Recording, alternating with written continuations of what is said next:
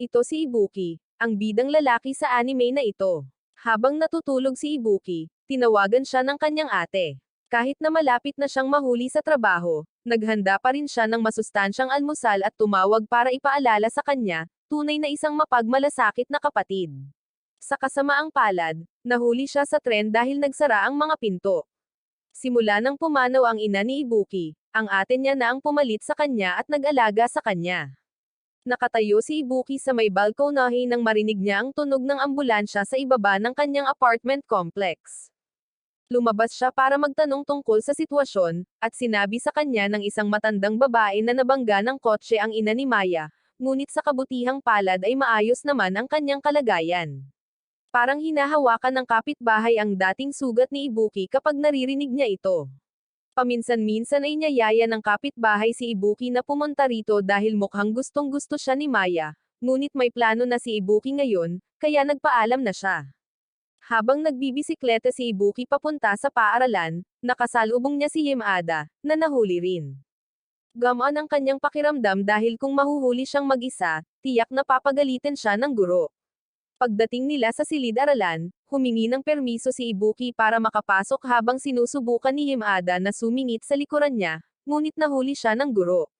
Napansin nila na wala ang kanilang kaibigang si Kasaki ngayon dahil sinisipon ito. Sa ibang lugar, isang babaeng may pulang buhok ang lumabas mula sa isang aksidente sa sasakyan.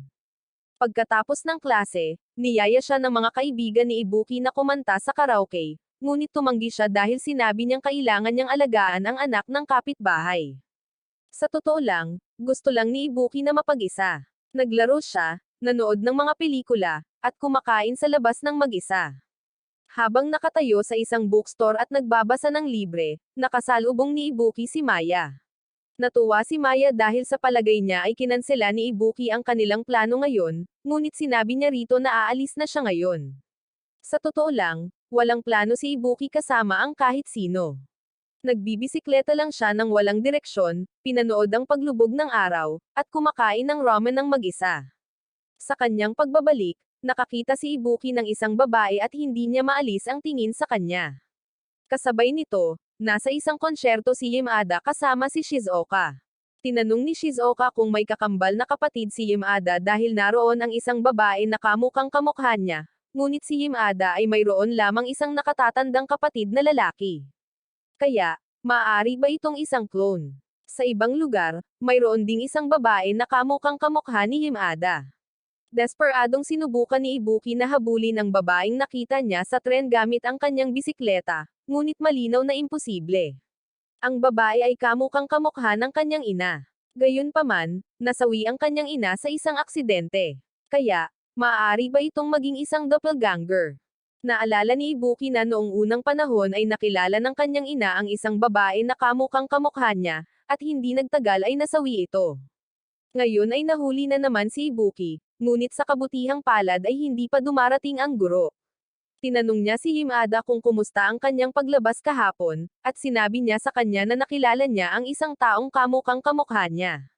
Nang marinig ito, agad siyang sinabihan ni Ibuki na mag-ingat sa mga aksidente, at ang kanyang pag-aalala ay bahagyang nagpamula kay Yamada. Nang mga sumunod na araw, araw-araw na naghihintay si Ibuki sa istasyon ng tren para hanapin ang babaeng iyon. Nang gabing iyon, habang kumakain ng ramen si Ibuki, pumasok din ang babaeng may pulang buhok para kumain. Nang makita ang hitsura nito, agad na nahulaan ng may-ari ng tindahan na wala siyang sapat na pera. Naglabas siya ng isang tumpok ng mga barya, ngunit hindi pa ito sapat para sa isang simpleng mangkok ng ramen. Nalungkot ang babae dahil hindi siya makakain ng ramen, pagkatapos ay tiningnan ng may pananabik ang mangkok ni Ibuki. Niliber siya ni Ibuki ng isang mangkok ng ramen, at paulit-ulit niya itong pinasalamatan bago niya ito tuluyang naubos ng sabay-sabay. Pinuri ng may-ari si Ibuki para sa kanyang kabaitan at sinabing lilibrehan niya ito ng isang mangkok sa susunod, ngunit tumanggi si Ibuki, sinabing magpapadala ng pera ang kanyang ama sa lalong madaling panahon. Nang marinig iyon, nagtanong ang may-ari tungkol sa kanyang ina, at sumagot si Ibuki na nasawi ang kanyang ina sa isang aksidente. Tinanong ni Ibuki kung alam ng may-ari ang tungkol sa doppelganger. Tila alam ito ng babae at ipinaliwanag na ito ay isang sistema na nagpapanatili ng balanse ng Terra. Ang isang doppelganger ay binubuo ng tatlong magkakaparehong tao na may parehong kapalaran. Ang mekanismo ay kung magtagpo ang dalawa sa tatlo, sila ay maaalis dahil sa sakit, aksidente, or iba pang dahilan. Pagkatapos, ang ugat, ang may hawak ng pinakadakilang kapalaran, ang hihigop sa lahat ng puwersa ng buhay ng mga naalis. Sa kasamaang palad, ang ina ni Ibuki ay hindi ang ugat, kundi isang sub lamang, isang kapalit. Habang umiinom ng sabaw ang babaeng may pulang buhok, biglang lumapit ang isang kakaibang lalaki at hinampas ang isang baseball bat diretso sa ulo nito. Sinubukan siyang pigilan ng may-ari ng tindahan, ngunit nataman din siya. Gayunpaman, hindi nasawi ang babae at nakaupo pa rin. Bamulong ang estranghero na ang kanyang paggaling ay talagang mabilis, tunay na nararapat kay Ahmad Sumatama, at dahil ganoon nga, hindi na kailangang magpigil. Habang itinataas niya muli ang bat, sumugod si Ibuki upang pigilan siya at sinabihan ang may-ari na tumawag ng pulisya. Si Ibuki ay hinampas at natambas sa lupa. Tumayo rin ang babae, sinasabing ito ang unang pagkakataon na may naglibre sa kanya ng pagkain, kaya hindi niya ito patatawarin. Umisi ang estranghero sa kanya at umatake. Hinarang niya ang kanyang pamalo at isang suntok ang nagpabalik sa kanya. Isang magulong away ang sumiklab, ngunit dahil may sandata ang estranghero, tuluyang natalo ang babae. Natamba siya at pinahirapan sa iba't ibang paraan. Sa pag-aakalang tapos na siya, ibinaba ng lalaki ang kanyang bantay ngunit nabigla at tinamaan ng sunod-sunod niyang sipa, na nagtapos sa isang malakas na suntok na nagpaubo sa kanya ng dugo. Nabigla si Ibuki sa kanyang nakita at tinanong kung sino talaga siya.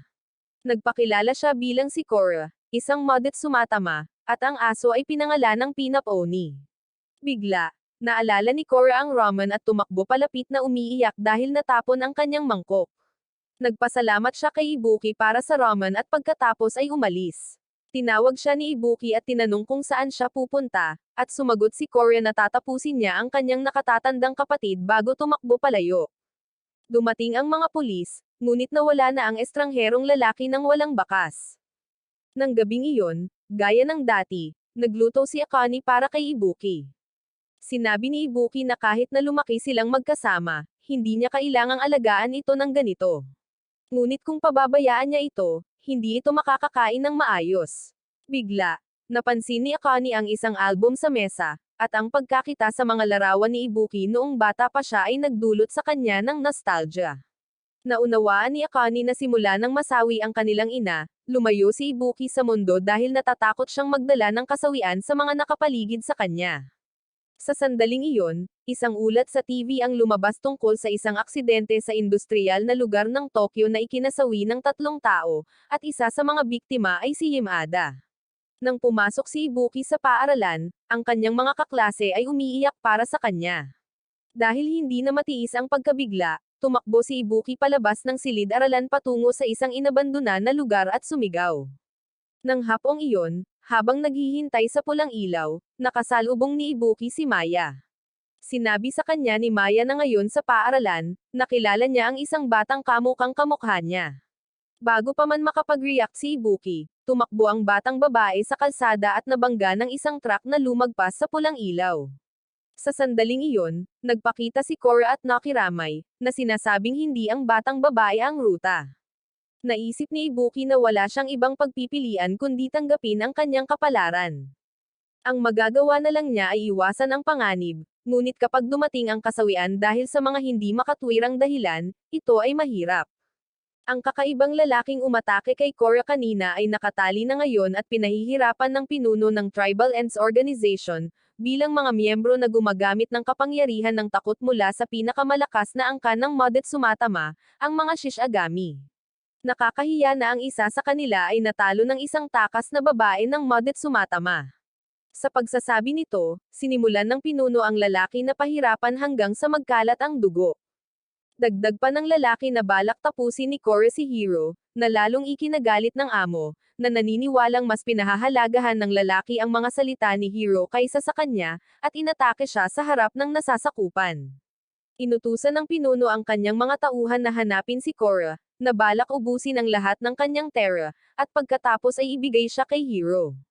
Dumalo si Ibuki sa libing ni Maya, naalala kung paano niya sinabing minsan ay nakilala niya ang isang taong kamukang kamukha niya. Naaalala rin niya kung paano nakilala ng kanyang ina ang isang taong kapareho niya bago nasawi sa isang aksidente, at tahimik siyang nakahiga sa isang sopa. Kinabukasan sa paaralan, inanunsyo ng guro na magsisimula na ang mga midterm exam sa susunod na linggo, ngunit hindi makapag-concentrate si Ibuki at tanging ang doppelganger lang ang iniisip niya. Pagkatapos ng klase, tinanong ng guro si Ibuki at sinabi sa kanya na kung kailangan niya ng makakausap, maaari siyang magsalita ng malaya. Tinanong ni Ibuki kung narinig na ba ng guro ang tungkol sa doppelganger, ngunit tila walang alam ang guro. Kaya, sinabi ni Ibuki na isa lamang itong tsismis na narinig niya mula sa isang kakaibang babae. Hinikayat siya ng guro at umalis. Nang gabing iyon, muling pumunta si Ibuki sa kanyang karaniwang lugar upang umupo ng mag-isa hanggang gabi.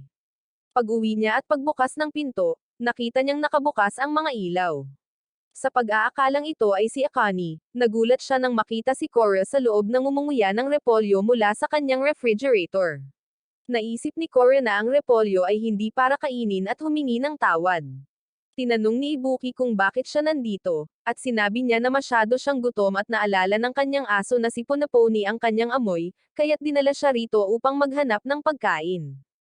Sa sandaling iyon, bumalik si Akane mula sa pamimili. Ipinaliwanag niya na natagpuan niya si Korra na walang malay sa pintuan ni Ibuki at dinala siya nito sa loob. Nagluto si Akane at binigyan si Korra ng mga bola-bowl ang kanin na makakain habang naghihintay. Naantig si Korra na may napakabait na kapatid si Ibuki, ngunit sinabi ni Akane na hindi niya ito tunay na kapatid. Si Ibuki, na tahimik, ay biglang sinabihan si Korra na umalis, sinabing ayaw niyang magkaroon ng anumang kinalaman sa isang taong katulad niya. Nang marinig ito, ibinaba ni Korra ang repolyo, humingi ng tawad sa pang-aabala sa kanila, at tumakbo palayo. Sinubukan ni Akane na habulin siya, ngunit pinigilan siya ni Ibuki at sinabihan si Akane na umuwi na rin, sinasabing kumain na siya sa labas. Gayunpaman, pagkaalis ni Akane, tiningnan ni Ibuki ang bag ng convenience store na hawak niya at tumakbo palayo upang hanapin si Korra. Hinanap niya ito kahit saan at sa wakas ay natagpuan niya itong nakaupong mag-isa sa isang parke. Sa ibang lugar, hinahanap ng mga tauhan ng organisasyon si Korra, at balak kumilos ang amo bago si Hiro. Naamoy niya si Korra, isang walang bahid na modet sumatama na may dalisay at makapangyarihang enerhiya. Samantala, masayang kumakain si Korra ng rice bowl kahit na pinalayas siya kanina. Muling tinanong ni Ibuki kung sino talaga siya, at inulit niya na ang pangalan niya ay Korra. Ngunit ang ibig sabihin ni Ibuki ay kung bakit niya alam ang tungkol sa doppelganger at route. Sumagot lang si Korra na dahil isa siyang modet sumatama, na siyang eksaktong gustong maunawaan ni Ibuki. Ayon kay Korra, umiiral ang modet sumatama upang kontrolin ang balanse ng buhay. Lahat ng bagay sa mundo ay tumatanggap ng parehong dami ng tera. Ngunit kapag ang tadhana ang kasangkot, ang kaluluwa ng isang tao ay nahahati sa tatlo. Kung ang kanilang tera or tadhana ay 100%, ito ay hahatiin sa tatlong tao. Kapag nagkita sila, ang dalawang may mas mababang tera ay aalisin, at ang natitira ay hihigop ng lahat ng tadhana na iyon at magiging isang master route na doppelganger. Naniniwala si Korra na ang doppelganger ni Ibuki ay nasa kung saan din doon at hindi pa niya sila nakikilala.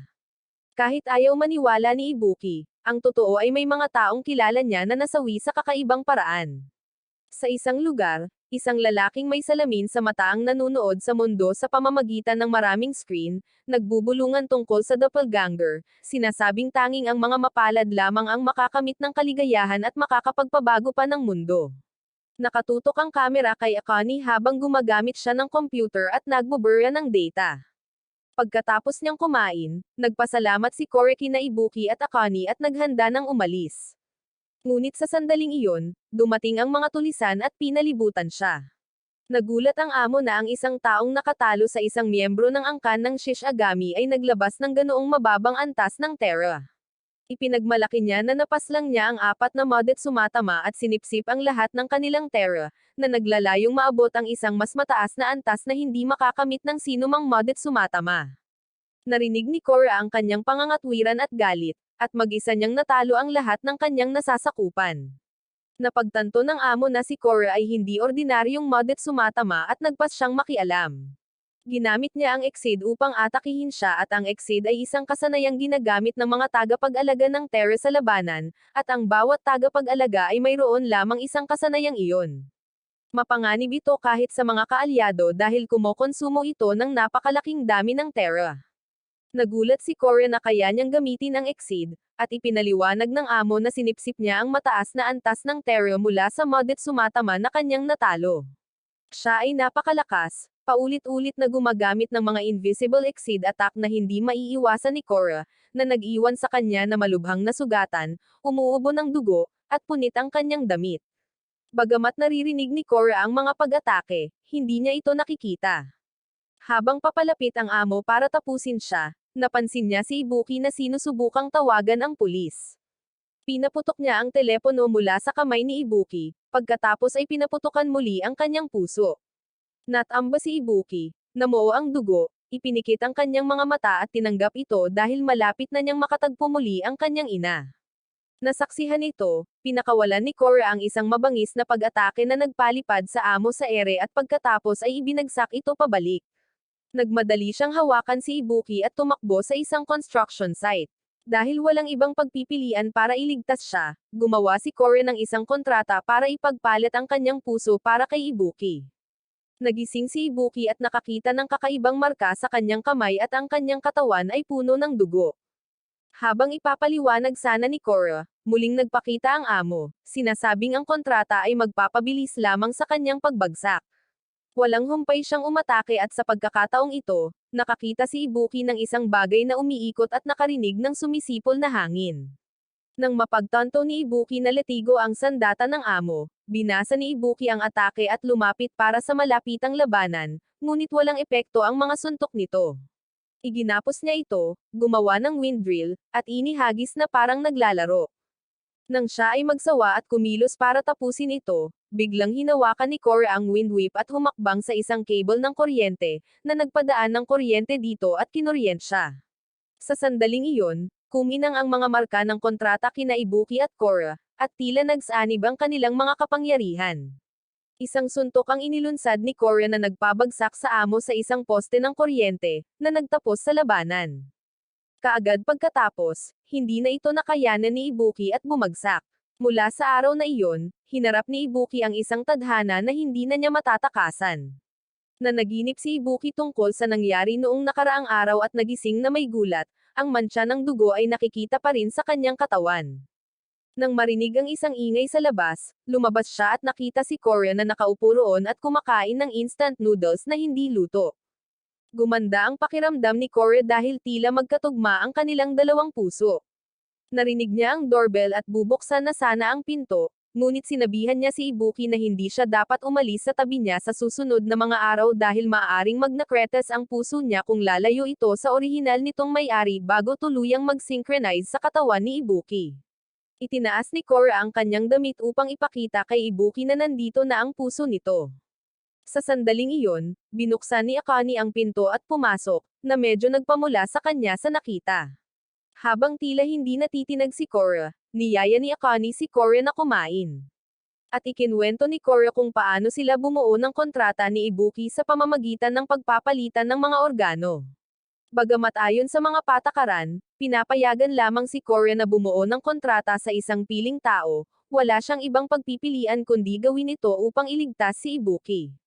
Ayon kay Korra, kung makakamit nilang dalawa ang tunay na pag-iisa, magkakaroon sila ng pambihirang kapangyarihan. Ang Madet Sumatama ay may lakas at tibay na higit pa sa mga tao at naninirahan sa ibang mundo kaysa sa kanila. Maswerte si Korra na naging maayos ang pagpapalitan ng puso nila ni Ibuki. Inisip ni Akane na nagbibiro si Korra dahil hindi maaaring palitan ang mga puso, ngunit ang patunay ay pareho silang may mga peklat sa katawan ni Ibuki. Sinabihan ni Ibuki si Korra na tumigil dahil ang sasabihin pa niya ay makakatakot lamang kay Akane. Kahit na totoo na iniligtas ni Korra ang buhay niya, lahat ng nangyari ay siya rin ang sanhi. Naniniwala si Ibuki na kung hahayaan niyang magpatuloy ang mga bagay-bagay ng ganito, ipipilit ni Korra ang lahat. Kaya nagmakaawa siya rito na layuan siya at pagkatapos ay bumalik sa kanyang silid. Sa loob ng organisasyon, narinig ni Hiro na natalo ang amo at inutusan ang kanyang mga nasasakupan na hanapin si Korra, sinasabing sa wakas ay makakatagpo na niya ang kanyang nakababatang kapatid na babae. Habang naliligo si Korra, nakatanggap si Ibuki ng tawag mula sa kanyang guro, na nagsabing nabalitaan niya na ang isa sa kanyang mga estudyante ay nakipag-away at naaresto at nag-aalala. Sinabi ng guro na malapit siya sa bahay ni Ibuki at niyaya niya itong kumain ng sabay, ngunit tumanggi si Ibuki dahil may bisita siya sa bahay. Sakto lang, natapos na maligo si Korra at lumabas na nakatapis lamang ng tuwalya, na ikinamulan nilang dalawa. Habang kinakaladkad siya ni Akane palayo para magpalit ng damit, at hindi man lang maintindihan ni Korra kung bakit niya kailangan. Natulog si Ibuki at tinanong ni Akane kung hindi ba pagod si Korra at kung bakit hindi siya nagpapahinga. Sinabi ni Korra na gusto niyang matulog kasama si Ibuki dahil kakabuo pa lang nila ng kontrata at hindi pa nagkakasabay ang kanilang mga kakayahan sa pakikipaglaban, at kung hindi nila mapag-iisa ang kanyang kapangyarihan ay unti-unting mawawala. Sabi niya gusto niyang makipag-isa kay Ibuki, dahilan para mamula ng husto si Akane, at sabi naman ni Akane ay doon siya matutulog ngayong gabi para hindi sila makatulog ng magkasama. Kinabukasan, isinama ni Akane si Korra para bumili ng bagong damit dahil punit na ang nag-iisang damit niya, at kailangan pang sumama ni Ibuki. Gayunpaman, patuloy na kumakapit si Korra kay Ibuki, dahilan para medyo hindi komportable si Akane. Naisip ni Ibuki na hindi na kailangang maging mabait kay Korra dahil labis na itong nagdulot sa kanya ng problema. Pagbaba nila ng tren, tinanong ni Korra si Akane kung anong klaseng tao si Ibuki dahil minsan ay napakabait ng pakikitungo nito sa kanya, ngunit sa ibang pagkakataon ay napakasungit nito. Sinabihan siya ni Akane na huwag mag-alala, sinasabing si Ibuki ay talagang napakabait ngunit matigas ang ulo at ayaw aminin ang kanyang nararamdaman sa iba. Nang marinig ito, mukhang tuwang-tuwa si Korra at nagpas siyang paunti-unti siyang pagtrabahuhan. Dumating silang tatlo sa isang tindahan ng damit at tuwang-tuwa si Korra. Sinubukan niya ang mga damit, at lahat ay maganda sa kanya. Wala talagang pakialam si Ibuki at bamaantong hininga lang siya at nakinig ng musika gamit ang kanyang headphone habang naghihintay. Natapos silang mamili na may dalang maraming bag. Sa ibang lugar, naramdaman ni Axel ang napakalaking tera na nagmumula sa isang modet sumatama. Kinabukasan, pinayuhan ni Akane si Ibuki na pumunta sa ospital at pagkatapos ay umalis habang si Korra ay nakaupo roon at kumakain ng sandwich. Hindi pinansin ni Ibuki ang payo at nagpas siyang pumasok sa paaralan dahil walang doktor ang maniniwala na nakipagpalit siya ng puso sa isang tao, kahit na iginiit ni Korra na dapat silang manatiling malapit. Sinabi sa kanya ni Ibuki na babalik siya sa hapon at pinagbawalan siyang umalis ng bahay. Masunuri na nanatili si Korra sa bahay, ngunit biglang bumukas ang pinto at dalawang hindi pamilyar na miyembro ng Tribal End ang pumasok para hulihin siya. Sinubukan ni Korra na lumaban ngunit madaling napigilan dahil hindi siya makalaban ng maayos pagkatapos niyang mabuo ang kontrata. Pinahirapan siya hanggang sa hindi na siya makatiis. Sa paaralan, biglang nakaramdam ng sakit si Ibuki, at kahit si Korra ang pinahirapan, parang nangyayari ito sa kanya. Dahil sa kanyang kasalukuyang katawan at naubos na enerhiya, hindi nakalaban si Korra. Ngunit bago pa man siya dalhin, sumuntok siya, tumalon sa balkonahe, dumulas sa poste ng kuryente, at nakatakas.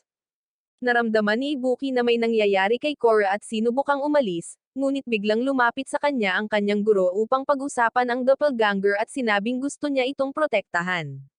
Samantala, hinayaan ni Korra na maamoy ni Punaponi ang amoy ni Ibuki mula sa isang tuwalya at hinanap siya. Noong una ay hindi naniniwala ang guro sa doppelganger, ngunit kakaiba para sa kanya na tanging ang may pinakadakilang kapalaran lamang ang maaaring umiral. Naniniwala siya na hindi mabubuo ang isang huwarang lipunan kung ang mundo ay kontrolado ng mga pinili, at nais niyang tumulong si Ibuki sa pagbuo ng ganitong lipunan, na sinasabing sa gayon lamang makakahanap si Ibuki ng landas na maaaring magprotekta sa kanya. Dumating si Korra kung nasaan si Ibuki at nakahinga ng maluwag nang makitang ligtas siya. Sinabi niya kay Ibuki na inatake ng Tribal End ang bahay niya, pagkatapos ay biglang itinuro ang guro at sinabing miyembro rin siya ng Tribal End. Hindi na ito itinago ng guro at ipinahayag na pananatilihin niya sina Ibuki at Korra dito hanggang sa dumating ang kanyang mga kasama. Inatake niya si Korra na isang modet sumatama, nakakagawa lang ng kontrata, ay walang lakas para lumaban. Nakatayo roon si Ibuki na parang isang walang kapangyarihang asawa, pinapanood ang guro na pinahihirapan si Korra, walang magawa. Nang marinig niya ang pagtahol ni Pinaponi sa isang fire extinguisher, saka lamang niya ito kinuha, inisprayan ang guro, at tumakas kasama si Korra. Hindi nagtagal ay hinaranggan silang muli ng guro, na wala silang ibang nagawa kundi talunin siya. Sinabi ni Korra kay Ibuki na ang kanilang dalawang puso ay dapat maging isa at hinimok siyang magkaisa sa kanya upang tumuon sa pakikipaglaban at pagtalo sa kaaway. Hindi sila pinayagan ng guro at sumugod upang pahirapan muli si Korra at nagmakaawa si Ibuki sa kanya na tumigil. Ngunit sinabi ng guro na pinagsisisihan niya na hinintay niya si Ibuki na maging isang perpektong route, isang master route na hindi tulad ni Himada. Sinabi niya na kahit hindi isang mabuting estudyante si Himada, bahagi pa rin siya ng lipunan at nag-ambag sa paglikha ng isang master route. Hindi na ito matanggap ni Ibuki at nagpasya siyang talunin siya kasama si Korra. Dahil magkatugma ang kanilang kagustuhan sa pakikipaglaban, nagkaisa silang dalawa at lumaban bilang isa. Ilang sandali ang nakalipas, nakahiga si Korra roon na walang magawa, ngunit ngayon ay kaya na niyang suntukin ng guro sa mukha, nararamdaman ang pag-agos ng terror sa kanyang katawan. Iyon ang kapangyarihan ng pagkakaisa at isang suntok ang ginawa ni Korra na nagpalipad sa guro mula sa pasilyo patungo sa isang silid-aralan, sa isang bintana, at pababa sa bakuran ng paaralan. Pagkatapos ay sabay na tumakas sina Ibuki at Korra. Napagtanto ni Ibuki na ang pakikipaglaban ang tanging paraan upang mabuhay siya sa mundong ito. Kinabukasan, habang nagtatrabaho si Akane, isang kakaibang lalaki ang dumating at hinawakan ang kanyang kamay. Siya ang lalaking kasama ni Axel, at natunto nila ang napakalaking signal ng terror patungo sa lugar na ito. Gaya ng inaasahan, ang terror ay nagmumula kay Akane. Gayunpaman, ang nakatayo roon na hawak ang kamay ng babae ay mukhang kainahinala. Kaya, nagpanggap si Axel na anak niya at hinimok ang ama nito na mamili. Napagpasyahan ni Axel na tila may malaking terror si Akane ngunit ang Modet-sumata Matera na nakilala niya noong nakaraang araw ay humihina kahit na hindi pa bumubuo ng kontrata. Ang terror ni Akane ay kahit papaano ay konektado sa isang Modet-sumata at kailangan nilang mag-imbestiga pa. Sa sandaling iyon, umalis si Akane sa trabaho at sumakay sa isang taxi, at agad na inutusan ng lalaki ang driver na sumunod sa kanya. Sina Ibuki at Korra ay nasa isang restoran at iniisip ni Ibuki kung paano naging miyembro ng Tribal End ang kanyang guro, nang biglang sinabi ni Korra na may nangyaring masama, ngunit lumabas na napakaraming putahe at hindi siya makapagdesisyon kung ano ang orderan. Sinabihan siya ni Ibuki na umorder ng kahit anong gusto niya. Sakto lang, dumating si Akane at sinalubong sila. Sa labas, ang gurong tumanggap ng suntok ni Korra ay dinala na ng ambulansya. Ngunit nang imulat niya ang kanyang mga mata, nataranta siya nang makita ang lalaki sa harap niya. Pagbalik sa grupo ni Ibuki, ikinwento ni Ibuki kay Akane ang nangyari sa paaralan, at pinayuhan niya itong tumawag ng pulis, ngunit pinigilan siya ni Korra, sinabing mapanganib ang mga pulis. Naisip ni Ibuki na maaaring may kaugnayan ang mga pulis sa Tribal End. Ngunit ipinaliwanag ni Korra na mapanganib ang mga pulis dahil minsan siyang hinabol ng mga ito matapos siyang kumain ng saging mula sa bahay ng isang tao sa sobrang gutom at naiulat na pagnanakaw. Dahil hindi siya nakatakas sa mga pulis, nakulong siya, nagalit, at sinuntok ang pader, na aksidenteng nabasag ito at nakatakas. Walang tigil na kumakain si Korra at hiniling pa kay Akane na umorder ng kanyang ice cream pagkatapos, na naging dahilan para madali siyang alagaan. Naisip ni Ibuki na hindi nila dapat kontakan ang mga pulis dahil walang maniniwala na may mga kalaban siyang may kakaibang kapangyarihan. Pagkatapos ay nagsalita si Korra, na sinasabing alam niya kung sino ang kanilang kinakalaban, ang kanyang nakatatandang kapatid. Naalala ni Ibuki na noong una niyang nakilala si Korra, sinabi nitong tatapusin niya ang kanyang kapatid. Ang mga taong humahabol sa kanila ay mga nasasakupan ng kanyang kapatid, at sigurado si Korra na ang mga kakaibang pangyayari sa lungsod ay sanhi niya. Aniya, ang kanilang misyon ay alisin ang Modet-sumata na nakalimutan ang kanilang responsibilidad at ang mga gumugulo sa balanse ng buhay. Gamit ang kanilang pinag-isang kapangyarihan, walang makakatalo sa kanilang dalawa.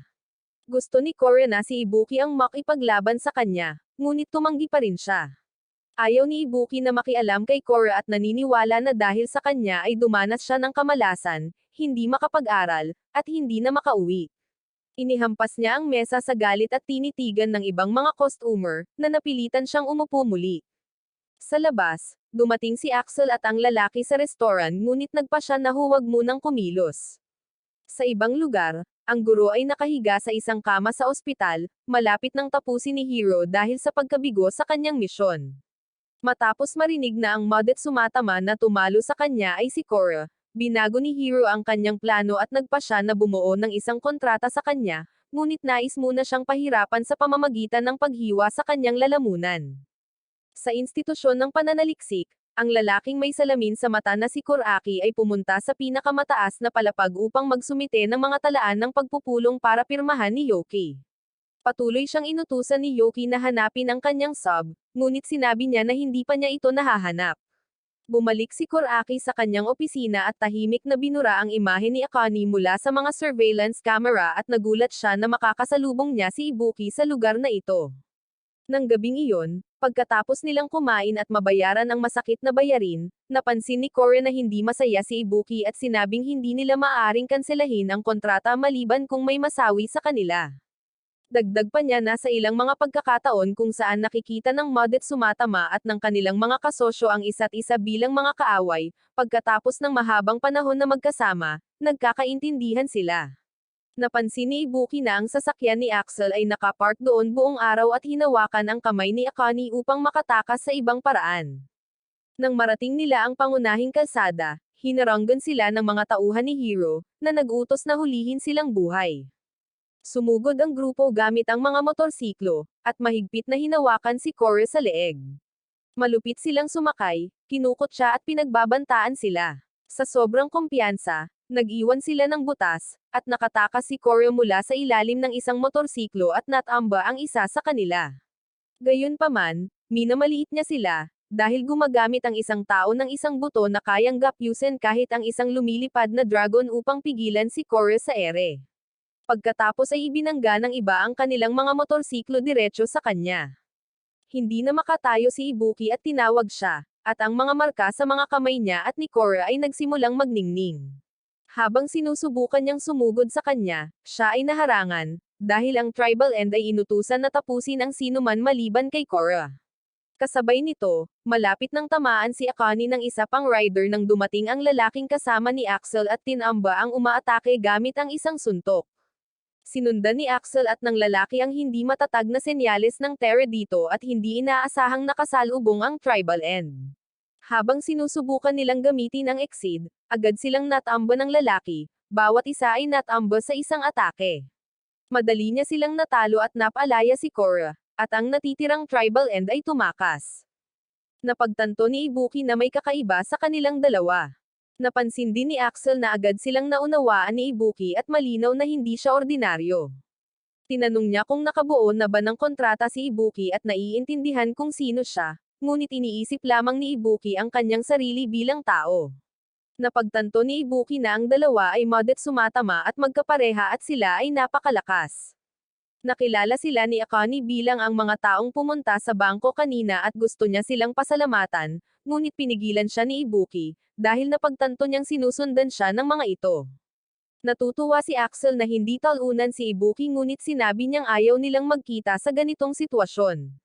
Tinapik ng lalaki ang balikat ni Ibuki para mag-usap, ngunit sinuntok siya ni Ibuki at sinabihan siyang umalis. Nagalit si Ibuki na kinaladkad nila si Akane sa panganib para lang mahanap sila. Tumanggi silang tanggapin iyon, at sinabi ni Axel na ang pag-atake sa kanilang Modet Sumatama ay katumbas ng paghamon sa kanila. Wala nang pagbabalik ngayon, at dapat maglaban ang dalawang panig. Sa kabila ng lakas ng kalaban, nagpa siya si Korra na protektahan ang kanyang partner na si Ibuki, at naglaban sina Ibuki at ang lalaki para magsimula ng isang mapagpasyang labanan. Tinipon ni Korra ang lahat ng kanyang lakas at sumugod upang atakihin si Steven, ngunit madali niya itong hinarang gamit ang isang kamay at ngumisi sa ideya na ang isang taong kakatapos lang bumuo ng kontrata ay maglalakas loob na lumaban sa kanya. Habang silang dalawa ay nasa isang mabangis na labanan, kalmadong nakaupo si Axel doon na naglalaro.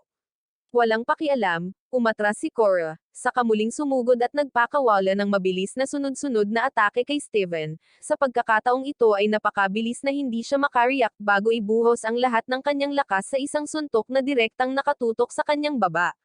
Akala ni Cora ay natamba na niya si Steven, ngunit marahang itinulak lamang siya nito.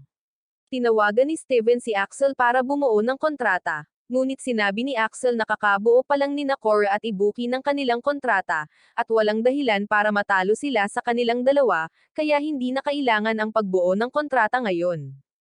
Sumang-ayon si Steven at agad na naglunsad ng isang nakakasawi na sipa kay Cora, na muntik na niyang hindi naiwasan.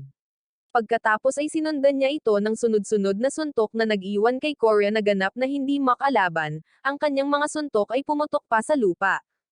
Tinanong ni Axel kung bakit hindi makipag-isa si Ibuki para iligtas si Cora. Sinasabing hindi niya maintindihan kung bakit makikipag-isa si Cora sa isang katulad niya at na hindi niya dapat na kompleto ang isang maayos na pag-iisa. Nang makita si Cora na pinahihirapan ni Steven, naalala ni Ibuki kung paano niya sinabing paprotektahan niya ito, at may kung anong nagising sa loob niya. Tinawag ni Ibuki ang pangalan ni Cora, at tila napunan siya ng lakas, gumanti upang makawala mula sa pag-atake. Tinanong ni Ibuki kung matatalo niya si Steven kung mag-iisa sila. At kahit hindi sigurado si Cora, sinabi niyang tataas ang kanyang lakas sa pakikipaglaban kung gagawin nila ito. Nagsama sina Ibuki at Cora, at naramdaman ni Axel ang matinding tera na nagmumula sa kanila. Nang mapagtanto niyang hindi naman nasayang ang biyaheng ito, naging pantay na ang laban, at hindi na nalulugi si Cora, kaya na niyang labanan si Steven ng harapan. Gayunpaman, nang subukan niyang sipain si Steven sa ere, hinawakan siya ni Steven at inihagis palayo. Napagtanto ni Ibuki na kahit walang pag-iisa, ang lakas ni Steven ay higit na nakahihigit sa kanila. Sinabihan siya ni Cora na huwag mag-alala at panatilihin ang pagkakaisa. Napagtanto niya na hindi nila siya matatalo sa mga ordinaryong pag-atake, kaya tinipon niya ang lahat ng tere ni Ibuki sa isang suntok. Napansin ito ni Axel, ngunit mahinahong naglakad pa rin si Steven at tinamaan ng mapaminsalang suntok ni Cora, na nagpalipad sa kanya. Tinanong ni Ibuki kung anong teknik ang ginamit niya, at sinagot ni Axel na ito ay Exceed.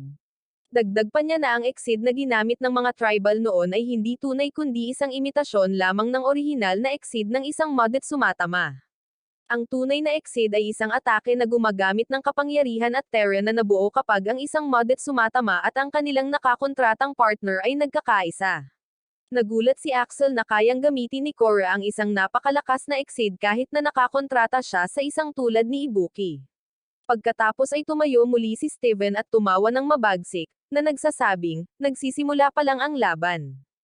Hindi natitinag si Cora, at inilagay ni Ibuki ang kanyang kamay sa kanyang puso upang bigyan siya ng kapangyarihan. Ginamit muli ni Cora ang Exceed at pinakawala ng isang Mega X na suntok diretso kay Steven, ngunit sa sandaling tumama ang suntok, si Cora mismo ay natamba. Nagtayo si Axel ng isang harang upang harangan ang atake at ang kanyang kakayahan ay tinatawag na Thousands. Ang Thousands ay mga construct na nilikha ng modded sumatama noong unang panahon, na ginagamit para sa depensa sa pamamagitan ng pag-convert ng terra ng gumagamit sa kanila. Hindi maintindihan ni Cora kung paano makakagawa ng kalasag ang isang nakakontratang partner, at tinuya ni Axel ang kanyang kamangmangan. Pagkatapos ay nagpa siya sina Axel at Steven na lumaban ng seryoso at magsagawa ng unification. Gusto pa ring magpatuloy ni Cora sa pakikipaglaban, ngunit ang terra ni Ibuki ay tuluyang naubos. Gumuho ang kanilang unification, at bumagsak si Ibuki.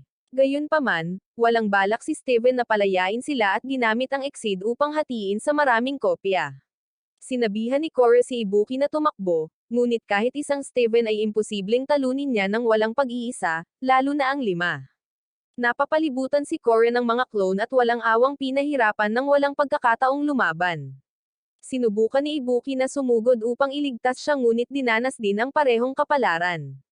Naghanda si Steven na harapin silang dalawa dahil sa kanilang pangahas na hominin siya, ngunit sinenyasan siya ni Axel na tumigil dahil gusto niyang magtanong kina Cora at Ibuki ng ilang mga katanungan. Umaasa si Axel na naiintindihan nila na siya at si Steven ay tumutugon lamang sa puot na ipinakita ni na Ibuki at Cora. Pagkatapos ay inanyayahan niya sila sa kotse at bumalik sa apartment upang mag-usap.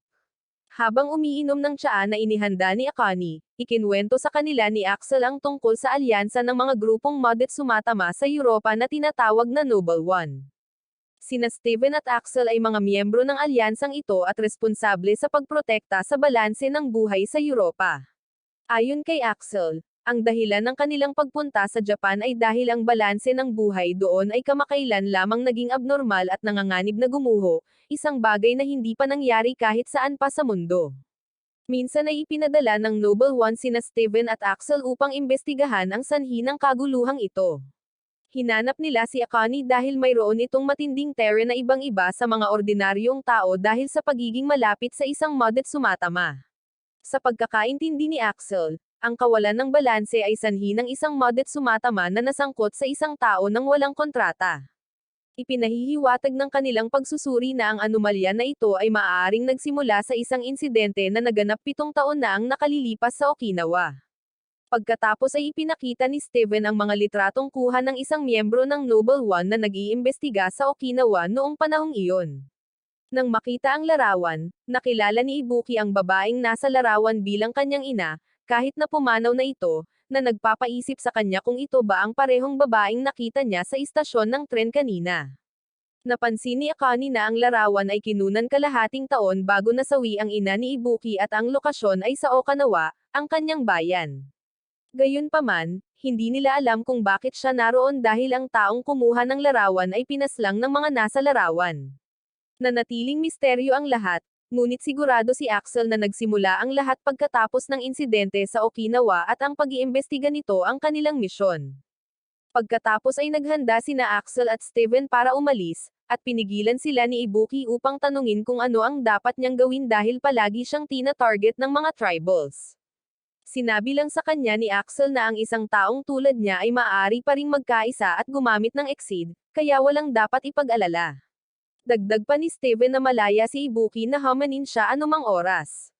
Pagkatapos ay umalis sila at bago umalis, nagpalitan ng impormasyon sa pakikipag-ugnayan si Axel kay Akane. Nang gabing iyon, naisip ni Ibuki ang kanyang yumaong ina.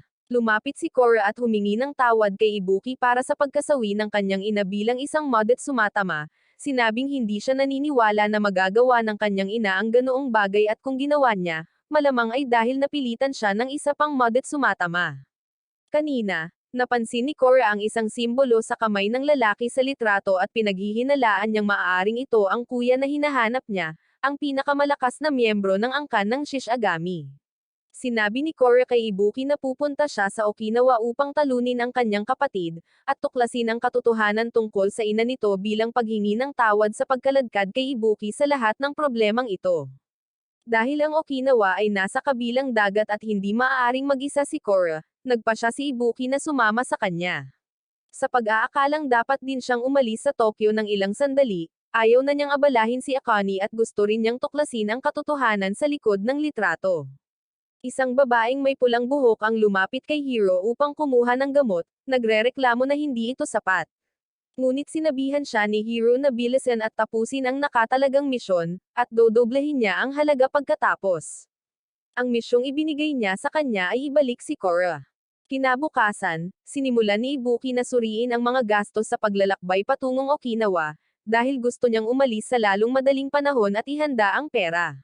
Nang umalis si Ibuki sa bahay, sinundan siya ng babaeng si Makeni, na sumakay at humarang sa kanyang daan. Hindi niya itinago ang kanyang mga intensyon at tahasang sinabi na ang kanyang misyon ay hulihin ang modet sumatama na nakipagkontrata sa kanya. Dagdag pa niya na si Korra lang ang mahalaga sa kanya, kaya kung ibibigay siya ni Ibuki, hindi niya ito sasaktan. Tumanggi si Ibuki at sinubukang tumakbo, ngunit sumugod siya at hinawakan ang lalamunan nito. Pagbalik sa apartment, naramdaman ni Korra na nasa problema si Ibuki at nagmamadaling lumabas, nakasalubong si Akane, na pabalik na galing sa pamimili. Sinabi ni Korra kay Akane na nasa panganib si Ibuki. At sa sandaling iyon, nakatanggap si Akane ng tawag mula kay Ibuki, na nagpapakita na dinukot siya ng babae at pinipilit si Korra na magpakita. Sa ibang lugar, natukoy ni Steven at Axel ang isang gusaling madalas gamitin ng mga Shishigami tribal end at inutusan ang kanilang mga kaalyado na umatake. Sa punong himpilan, inanunsyo ni Kuraki na pupunta siya sa Okinawa kinabukasan, habang dumating si Hiro upang makipag-usap sa isang lalaking nagngangalang Rezan. Habang dumadaan, tinanong ni Hiro si Kuraki kung kumusta na ang mga bagay-bagay, at sinabi ni Kuraki na maayos naman ang lahat, ngunit binanggit niya na ang eksperimental na paksang si Kagura na ipinahiram niya kay Hiro ay nakatakas 1 buwan na ang nakalipas at maaaring humingi pa ng isa si Hiro kung kinakailangan. Sinabihan siya ni Hiro na huwag mag-alala, at sinabing natagpuan na ang babae at malapit ng mahuli. Nakatayo sa itaas ng lungsod, sinabi ni Hiro na nagsimula ang lahat ng madungisan ang batong resin sa dalisay na lupain, iniisip kung ano ang susunod na mangyayari at iniisip si Korra. Samantala, nilipol ni Steven at ng kanyang pangkat ang mga tribals. Biglang natuklasan ni Steven ang isang tumpok ng mga bangkay ng Modet Sumatama, at tinawag siya ni Axel sa isang silid kung saan nakakita sila ng isang sistema na gumagamit ng mga batong resin na ginagamit upang patuyuan ang lahat ng lupain mula sa Modet Sumatama upang lumikha ng mga tribals. Napagtanto ni Axel na ang angkan ng Shishigami ay mas mapanganib kaysa sa kanyang inaakala. Dinala ni Makeni si Ibuki sa kanyang tahanan upang mag-usap habang sina Korra at Akane ay papunta na. Sinabi ni Makeni na si Korra lamang ang kanyang target at hindi niya sasaktan si Ibuki kung makikipagtulungan ito. Ipinaliwanag niya na kabilang siya sa angkan ng Genko na mahilig sa kalayaan, hindi sa Shishigami, at ang kanyang relasyon sa Shishigami ay purong negosyo lamang. Kinwestiyon ni Makeni kung bakit bubuo ng kontrata si Ibuki sa isang Modet Sumatama kung isa lamang itong sub. Ayon sa mga patakaran ng doppelganger, kung makakatagpo ni Ibuki ang kanyang route, lahat ng kanyang terra ay mahihigop at masasawi. Sinabi ni Makeni na napakababa ng terra ni Ibuki, kaya hindi siya karapat-dapat kahit bilang isang route, lalo na ang isang master route. Hindi pa ito sinabi ni Korra kay Ibuki, ni ang mga kahihinatnan ng isang Modet Sumatama na bubuo ng kontrata sa isang sub. Sa kalagitnaan ng pag-uusap, napansin ni Makeni ang kanyang asawa at ibinigay dito ang gamot na nakuha niya mula kay Hiro, na nangangako na kapag natapos na niya ang misyong ito, mabubuhay silang maligaya ng magkasama sa mahabang panahon. Sa labas, nagulat si Ibuki nang malaman na isa siyang sub. Dumating sina Akane at Korra sa bahay ni Makeni, at hiniling ni Korra kay Akane na panoorin si Pinapuni habang siya ay pumasok ng mag-isa, sandali niyang nakalimutan ang plano sa Okinawa. Narinig ni Makeni ang ingay at lumabas. Muling nakipagkita si Korra kay Ibuki, na agad na kinompronte siya tungkol sa pagiging isang sub.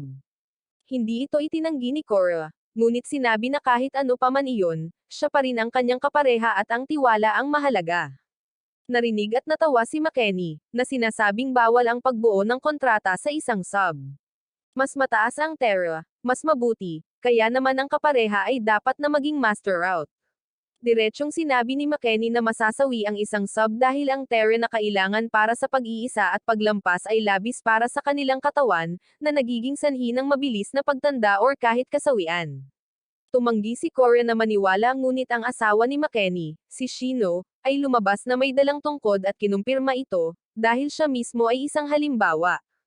Bumuo siya ng kontrata sa kanyang asawang Modet Sumatama kahit na siya ay isang sub. At kahit na siya ay nasa edad 30 pa lamang, mukha siyang isang naghihingalong matandang lalaki. Humingi ng tawad si Korra kay Ibuki, at sinabing hindi niya talaga alam. Ngunit hindi ito tinanggap ni Makeni at sinuntok si Korra, dahilan para lumipad ito papunta sa bakuran. Ipinahayag ni Makeni na tinatrato ni Korra ang mga tao bilang mga kagamitan lamang sa labanan at ngayon ay sisirain niya ang kontrata sa pamamagitan ng pagpaslang kay Korra. Inatake niya si Korra habang nanunood sina Shino at Ibuki. Sinabi ni Shino na ang pagkakita sa diwa ng pakikipaglaban ng kanyang asawa ang nagtulak sa kanya na suportahan ito. Kahit bilang isang sub, gusto niyang masawi sa labanan. Bagamat ayaw umasa ng kanyang asawa sa kanyang kapangyarihan, tinanong ni Shino si Ibuki kung bakit hindi niya tinutulungan ang kanyang kapareha at kung talagang wala siyang pakialam sa buhay or kasawian nito. Naalala ni Ibuki ang mga taong nawala sa kanya at natatakot na masawi si Korra dahil sa kanya. Hindi na makabangon si Korra ngayon at labis na nadaig. Wala nang lakas ang kanyang suntok ngunit bigla, nagliwanag ang marka sa kanyang kamay at lumakas ang kanyang suntok, dahilan para lumipad si Makeni. Nakiisa si Ibuki kay Korra at nagpas siyang lumaban hanggang sa huli. Tumanggi rin si Shino na tumigil at iginiit na tulungan ang kanyang asawa sa kabila ng kanyang pagtutol. Sumugod si Korra at umatake, ngunit hindi nasaktan si Makeni dahil nakipag-isa na siya kay Shino. Ginamit ni Makeni ang Exceed para pasabugan si Korra. Nagsimulang manghina si Ibuki, at kung magtatagal ang labanan, pareho silang mapapahamak ni Shino. Kaya, parehong nilayo ni Korra at Makeni na wakasan ito sa isang mapagpasyang atake. Nagtakbuhan sila, at si Korra ay natamba at naipit sa lupa ni Makeni, na ang Exceed ay nagpalakas sa kanyang katawan sa pamamagitan ng pagpapataas ng densidad nito, na nagbibigay ng matinding atake at depensa. Pinaulanan ni Makeni ng mga atake si Korra nang umabot sa limitasyon ang katawan ni Shino. Hinimok ni Ibuki si Korra na gamitin ang Exceed para iligtas ang kanyang sarili, ngunit isang beses lamang niya ito magagamit at hindi na maaaring sumugod. Nang itinaas ni Makeni ang kanyang braso para pakawalan ang Exceed, sinamantala ni Korra ang sandali at hinampas ang kanyang baba ng Mega X-Punch. Hindi na ito matiis ni Shino at umubo ng dugo habang ngumiti si Makeni at nagbigay ng pangwakas na atake diretso kay Korra, na iniwan siyang hindi gumagalaw. Natuwa si Makeni sa kanilang tagumpay ngunit nang lumingon siya, nakita niya si Shino na pumanaw ng nakangiti, matapos matupad ang kanyang hiling na lumaban hanggang dulo kasama ang kanyang asawa. Sa ilalim ng malakas na ulan, niyakap ni Makeni ang bangkay ng kanyang yumaong asawa at tinawag ang pangalan nito sa kawalan ng pag-asa. Kaya, napunta rin si Akane sa Okinawa kasama sina Korra at Ibuki. Nagtuon si Korra sa pagkain hanggat maaari upang magkaroon ng lakas upang talunin ang kanyang kapatid. Tinanong siya ni Ibuki kung kailangan ba talaga nitong patuloy na lumaban, dahil kung ang isang nakakontratang partner ay isang sub at patuloy na lumaban, masasawi sila. Sa sandaling iyon, nakatanggap si Akane ng tawag mula kay Axel at ipinaalam sa kanya na malapit na silang umalis patungong Okinawa. Hindi alam na may mga bug sa silid, dumating si Hiro sa kanyang base at natuklasan na ito ay ganap na nasira, na nagpagalit sa kanya, at inutusan niya ang kanyang nasasakupan na si Tashiro na agad na imbestigahan kung sino ang gumawa nito. Kinabukasan, hinatid ni Akane ang lahat sa Okinawa. At habang dumadaan sa isang kalye, nakasalubong nila ang isang lalaki at isang babae na hinahabol ng mga miyembro ng tribal. Natamba ang babaeng may asul na buhok na nagngangalang Rihanna nang ang isa sa kanila ay naghagis ng kadena na tumama sa kanyang binti. Nagmakaawa ang lalaking kasama niya sa dalawang umaatake na palayain sila, ngunit nang tumanggi sila, sinuntok niya ng isang beses, naputol ang kadena, at pagkatapos ay hinarap silang dalawa ng mag-isa. Nagreklamo si Rihanna na dapat sana ay umatake na siya mula pa sa simula. Simula noon, hindi na sana siya natamba. Bigla, tinawag ni Korra ang pangalan ng lalaki na Yokamo, na ikinagulat ng lahat, at tinawag ni Yokamo si Korra na prinsesa. Nagulat sila nang malaman na si Korra ang prinsesa ng tribo ni Yokamo. Iniulat ni Yokamo na nakipagkontrata siya kay Rihanna, at sinabi ni Korra na nakipagkontrata rin siya kay Ibuki. Gayunpaman, hindi nararamdaman ni Yokamo ang terror ni Ibuki dahil isa siyang sub. Hindi tulad ni Rihanna, na isang master route, si Rihanna ay naging master route at nakatakas mula sa Kinoji Corporation, isang malaking kumpanya na namamahala ng mga kadena ng tindahan at hotel, ngunit palihim na lumilikha ng mga master route. Kapag ang isang tao ay naging master route, sila ay pinapanatili ng korporasyon at tinatrato ng maayos.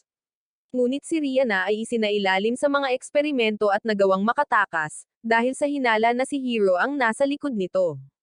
Nakilala ni Rihanna si Yokamo habang hinahabol ng tribal. Iniligtas siya nito, at hiniling niya na makipagkontrata sa kanya. Ayon kay Yokamo, ang Kinoji Corporation ay papunta sa Okinawa kasama ang ilang mga master route na pinamumunuan ni Rezan. Hiniling ni Ibuki na malaman kung sino si Rezan, at inakusahan si Korra na kinaladkad siya sa lahat ng problemang ito nang walang paliwanag.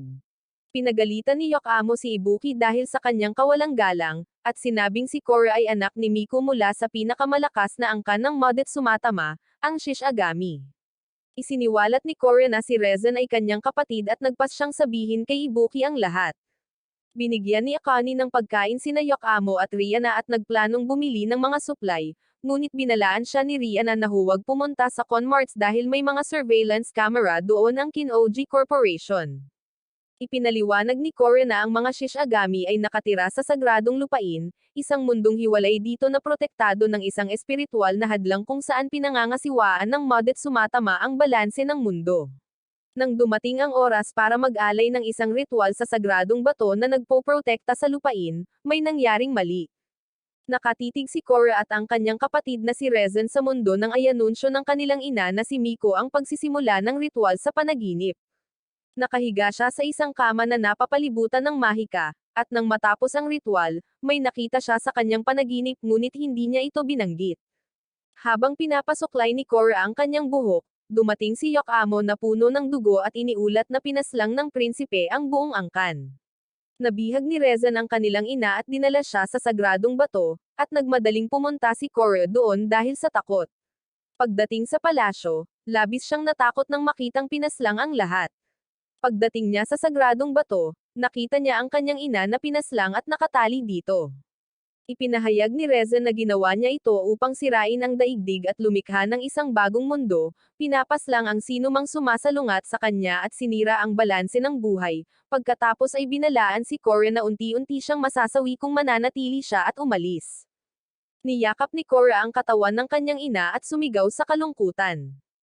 Determinadong malaman kung bakit pinaslang ng kanyang kapatid ang kanilang ina, nagpa siya si Korra na tapusin ito. Sa sandaling iyon, nagpakita si Hiro. Matagal na siyang ipinatapon mula sa angkan dahil sa pagdadala ng mga tao sa sagradong lupain para sa mga eksperimento sa kontrata. At sa pamamagitan ng mga eksperimentong iyon, natuklasan niya kung paano lumikha ang tribal end sa pamamagitan ng paglilipat sa Terra mula sa Modet-Sumata tungo sa mga tao, isang resultang hinangaan ni Rezen. Tinanong ni Korra kung nasaan ang kanyang kapatid at sinabi ni Hiro na sasabihin niya sa kanya kung sasama siya sa kanyang panig. Pinagtawanan niya si Ibuki dahil sa pakikipagkontrata kay Korra. Tinawag itong isang kahihiyan at kinu-question kung bakit siya makikipagkontrata sa isang taong walang gaanong Terra. Hiniling ni Hiro na magkaisa si Ibuki para makita niya ngunit nang maalala ang pagkasawi ni Shino, nag-atubili si Ibuki. Sinugod ni Hiro si Korra, na napilitan si Ibuki na magdesisyon na makipag-isa sa kanya. Pagkatapos nilang magkaisa, pinakawalan ni Korra ang isang malakas na atake diretso kay Hiro, ngunit naitutulak lamang siya nito pabalik. Gumanti si Hiro ng isang sipa na nagpalipad kay Korra at napilitan siyang lumuhod at magmakaawa. Sa sandaling iyon, dumating si Yokamo at ang kanyang kasama, na hinanap sila dahil malapit na ang oras ng pagsakay. Agad na nagkaisa si Yokamo, at dahil sa kanyang matinding takot, nagawa niyang labanan si Hiro ng pantay at napilitan itong umatras pansamantala. Pagkatapos ay nagmadali sina Ibuki at Korra para mahabol ang kanilang paglipad. Bumalik si Hiro sa kanyang sasakyan kung saan naghihintay ang kanyang mga nasasakupan. Ngunit nang banggitin ng isa sa kanila si Yokamo, pinaslang siya agad ni Hiro. Nang malaman na nasawi din ang ina ni Korra, sinabi ni Ibuki sa kanya na noong nasawi ang sarili niyang ina, walang humpay itong umiyak, kaya hindi na niya kailangang magpigil pa, at kung gusto niyang umiyak naroon lang siya. Sa wakas ay napahagulgol si Korra, at hinawakan ni Ibuki ang kanyang kamay at ipinahayag na hanggat mayroon ang kanilang kontrata, mananatili siya sa tabi nito at lalaban sa kanya magpakailanman. Tiningnan ni Ibuki ang singsing sa kanyang daliri na ibinigay sa kanya ni Axel, nagbabala na ang kapangyarihan ng libo ay magagamit lamang sa purong Terra sa nakakontratang kapareha. Naalala ni Akane kung paano kinas ni Axel si Ibuki noong panahong iyon.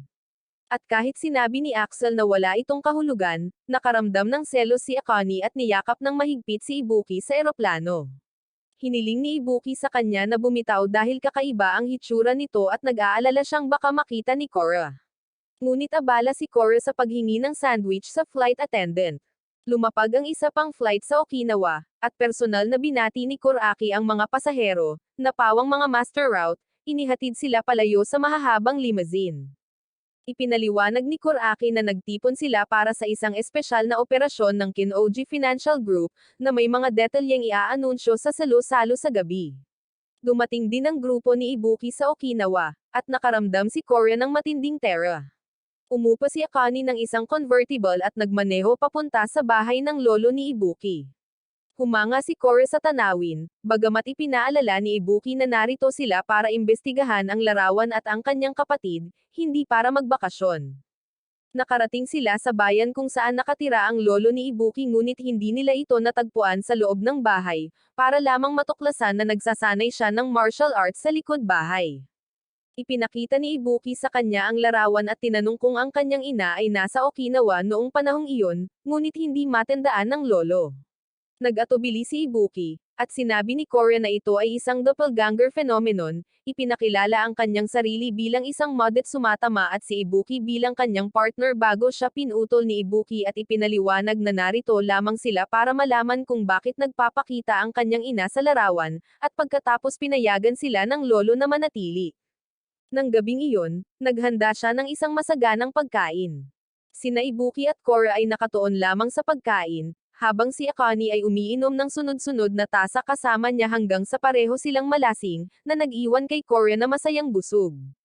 Kalaunan, sumama si Korra kay Ibuki habang nakatingin sa mga bituin, ramdam na tila mas relax siya rito. Pumayag si Ibuki, nagunat, at humiga, at si Korra naman ay humiga sa tabi niya. Kinabukasan, nagpalit sila ng damit panlangoy at naglaro sa dalampasigan, uminom ng juice, at tinapos ang araw sa panunood ng paglubog ng araw. Sa pagbabalik, sinabi ni Ibuki na hahanapin niya ang lokasyon sa litrato bukas. Bigla, dalawang hindi pamilyar na babae ng Modet Sumatama ang tumalon pababa mula sa isang puno at hinaranggan ang kanilang daan. Matapos masundan ang matinding tera upang mahanap ang sagradong bato, napagkamalan sina Ibuki at Korya na mga kakampi ng grupo ng sagradong lupain, sila ay sumalakay. Ang dalawang babae ay umikot sa ere ng magkahawak kamay, pinalibutan si Korra at walang humpay na hinampas siya. Sinubukan ni Ibuki na magkaisa, ngunit siya ay itinali at ibinitin sa isang kawayan, halos mawalan ng hininga. Sa desperasyon, naalala niya ang mga salita ni Axel na tanging ang nakakontratang partner lamang ang makakapagligtas sa isang Modet Sumatama sa matinding kahirapan. Tinawag niya ang pangalan ni Korra ng buong lakas, at ang singsing ay kumikinang ng pula habang may libu-libong aktibong elemento, na pumuputol sa kanyang mga gapos. Sinenyasan ni Ibuki si Korra na magkaisa, at ang dalawang umaatake ay tumakas ngunit madaling natalo ng isang nagkakaisang Korra. Tinakat niya sila sa pamamagitan ng pagsuntok sa isang puno sa halip na sila, at masunuri nilang ibinalik ang larawan. Nang magtanong si Ibuki tungkol sa larawan at sa sagradong bato, ang babaeng may pulang buhok na si Montana ay humagulgol ng iyak, humingi ng tawad sa kanyang mga magulang dahil sa hindi pagprotekta sa banal na lupain, at inalo siya ni Akane. Sa salo-salo ng Kinoji Corporation, inilahad ni Kuraki ang kanilang plano tungkol sa sagradong bato, na ipinaliwanag ang kanilang layunin na anihin ang lupain nito upang lumikha ng isang mundo para sa Master Roots at Modet Sumatama, kahit na nangangahulugan ito ng pagsira sa mundong ito, kung saan ang pagkawasak ng bato ang kanilang pangunahing prioridad. Samantala, ikinwento ng dalawang babae ng Modet Sumatama na 7 taon na ang nakalilipas, ang kanilang angkan na inatas ang magbantay sa sagradong bato ay nilipol ng mga Shishigami, na tanging sila na lamang ang natira. Ipinaliwanag ni Korra na ang sagradong bato ay mahalaga sa pagpapanatili ng balanse. Napagtanto ni Ibuki na kung ang babae sa larawan ay tunay na kanyang ina, kung gayon ay isa itong asasin, ngunit iginiit na wala siyang balak na angkinan ang bato. Nagbabala si Kikoma na ang bato ay nasa ilalim ng panganib dahil sa matinding terror sa isla at hinimok si Montana na umalis. Bagamat sinubukan silang pigilan ni Korra, napagtanto na kung ang kanyang kapatid ay sangkot, ang lahat ay lubhang mapanganib. Pinanood ni Kuraki ang kuha ni Ibuki na nakikipag-usap sa mga babae at inutusan ang patuloy na pagsubaybay, sabik na inaabangan ang kanilang muling pagsasama. Malapit na ring lumapag si Hiro sa Okinawa, kasama ang isang babaeng nagngangalang Shinobu, na kamukha ng ina ni Ibuki. Ang babaeng nagngangalang Yoki ay nagsimulang mainip dahil hindi pa rin niya nahahanap ang kanyang sub. Nagsimula siyang magtaka kung siya mismo ay isang route at hindi niya maintindihan kung bakit kailangan niyang tumira ng nakatago ng ganito. Malumanay siyang inalo ni Rezan, sinasabing dahil nagmamalasakit sa kanya ang chairman. Ngunit naniniwala si Yoki na kasinungalingan lamang iyon at iniisip na ikinukulong lang siya ng kanyang ama dahil hindi pa siya nagiging master route. Lahat ng iba pang kapatid ni Yoki ay naging master route na at minana ang kumpanya. Gusto ni Yoki na mabilis nilang mahanap ang kanyang sub upang siya ay maging master route, gawing nangungunang financial conglomerate sa mundo ang grupong Kinoji, at kilalanin siya ng kanyang ama at ng lahat. Mahinahong niyakap ni Rezan si Yoki, inalo siya, at sinabihan siyang umalis agad dahil may dumating na ilang hindi inanyayahang bisita.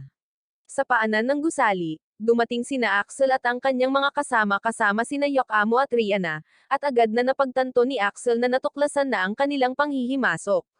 Totoo nga, pagpasok nila sa loob, bumukas ang mga ilaw, at isang grupo ng mga taong nakasuot ng itim ang nagpakita na nakapalibot sa kanila.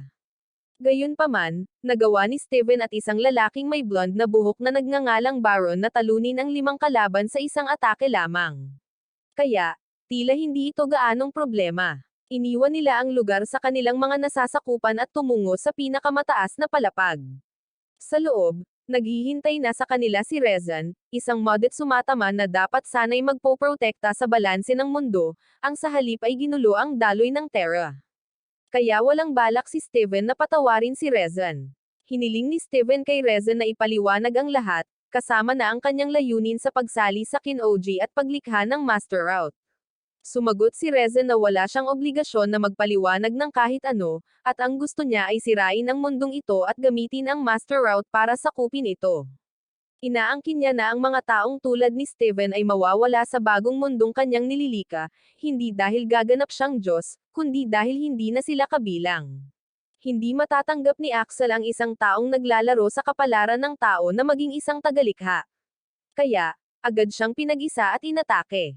Gayunpaman, ang bilis ni Rezan ay napakalaki, at walang kahirap-hirap niyang naiwasan ang mga atake ni Steven. Hiniling ni Steven na lumaban siya ng harapan sa halip na patuloy na umiwas, at tumugon si Rezan sa pamamagitan ng pagpapakawala ng isang napakalakas na atake na nagpasabog sa lahat, kahit na hindi pa siya nagkakaisa.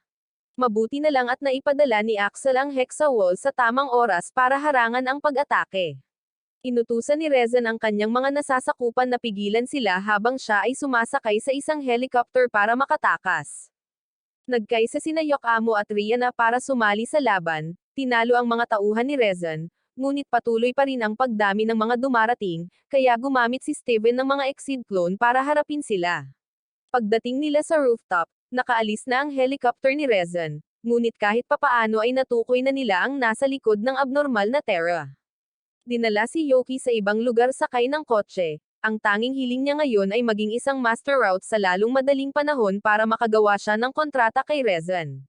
Unti-unting nabunyag ang mga sikreto ng grupong Kin-Oji nang minsang nag-apply si Kuraki para sumali sa grupo at nagmungkahi ng pananaliksik sa doppelganger phenomenon. Matapos malaman na nasawi ang ina ni Ibuki matapos makatagpo ng isang taong kapareho niya, nag-imbestiga si Kuraki at natuklasan na sa mga magkakaparehong tao, 2 ang masasawi. Iminungkahi niya ang pagdadala ng huling nakaligtas sa grupo at pagpapalawak ng mga sistema ng pagmamatsyag sa mga sangay nito upang maghanap ng mga taong may magkakaparehong mukha. At mula noon, natulungan si Kuraki na maging isang Master Route. Sa pagbabalik sa kasalukuyan, hinahangad ngayon ni Rezan na sirain ang mga sagradong bato at ilubog ang mundo sa kaguluhan, lipulin ang sinumang lumalaban. Tulad ng nawasak na tribong iyon, tinanong ni Kuraki ang kanyang mga nasasakupan kung ang kanyang ginagawa ay maituturing na pagtataksil, ngunit naniniwala siyang ito ang nararapat na parusa para sa isang taong gustong mamuno sa mundo. Kinabukasan, nakita ni Ibuki si Korya na nagsasanay kasama ang kanyang lolo at nagpa siya na magsanay sa tabi ng dagat. Habang nagsasanay siya, biglang umilo ang singsing sa kanyang kamay, at nang lumingon siya, nakita niya ang isang babaeng kamukha ng kanyang ina na papalapit.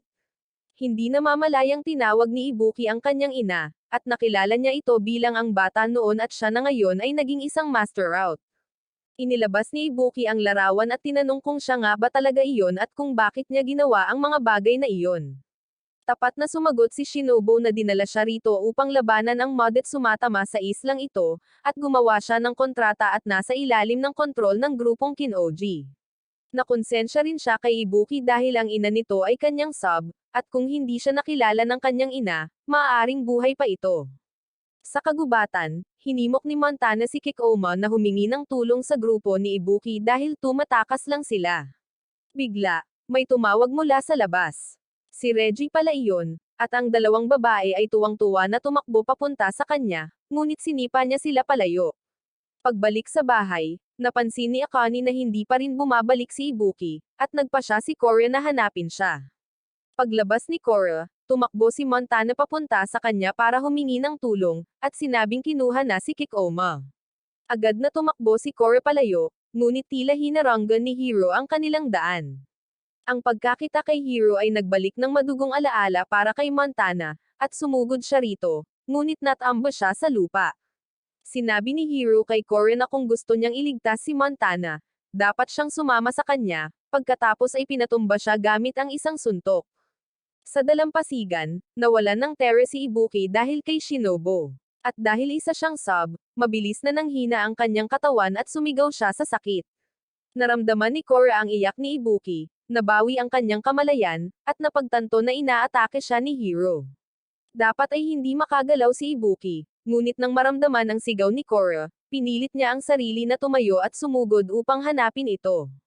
Binalaan ni Shinobu si Ibuki tungkol sa mga kahihinatnan ng pakikipaglaban bilang isang sub, ngunit ipinahayag niya na lalaban siya hanggang sa huli kay Korra. Sinubukan siyang pigilan ni Shinobu, ngunit ginamit ni Ibuki ang singsing upang magpaputok ng isang napakalaking pagsabog ng enerhiya patungo sa kanya at nagpatuloy sa paglalakad upang hanapin si Korra. Walang ideya ang mga Master Route na ang tunay na dahilan ng kanilang pagdadala rito ay upang bumuo ng mga kontrata sa Modet Sumatama. Dumating din si Rezen sa Okinawa at nagmungkahi na bumuo ng isang kontrata kay Kuraki, ngunit tumanggi si Kuraki. Sa ibang lugar, napansin ni Akane na hindi rin bumalik si Korra at naghanap, ngunit nataranta lamang siya nang makita niya si Montana na nakahiga at walang malay sa lupa. Sa kagubatan, nabaliw si Hiro at sinimulang dilaan ang mukha ni Korra.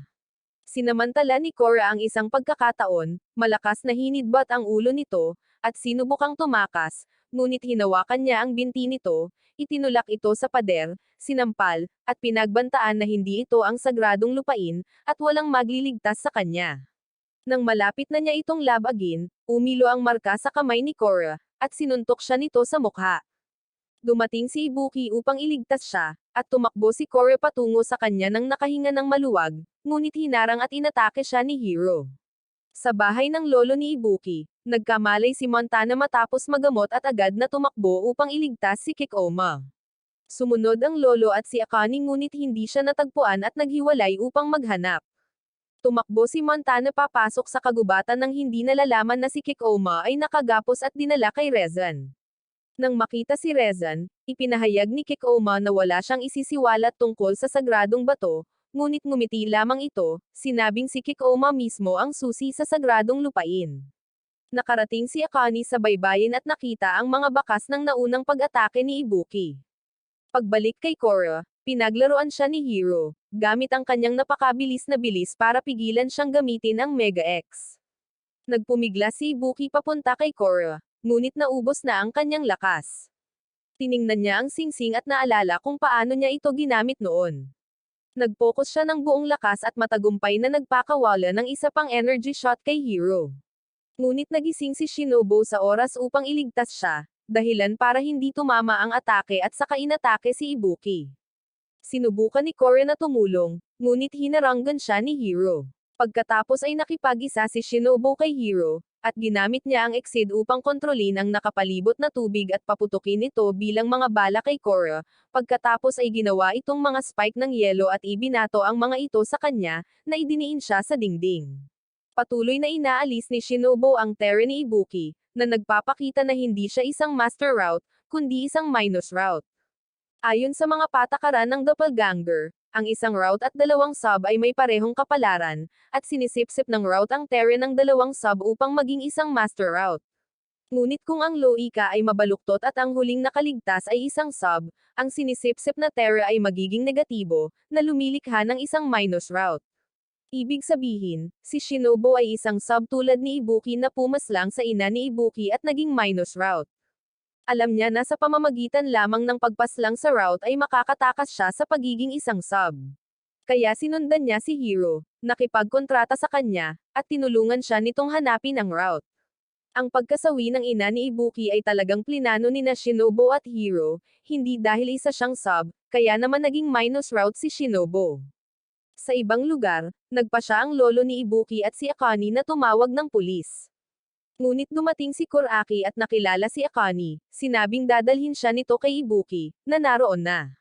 Ipinaliwanag ni Shinobu na pagkatapos tapusin ang route at sub, siya ay muling isinilang bilang isang nilalang na kayang sumipsip sa tere at sa tadhana.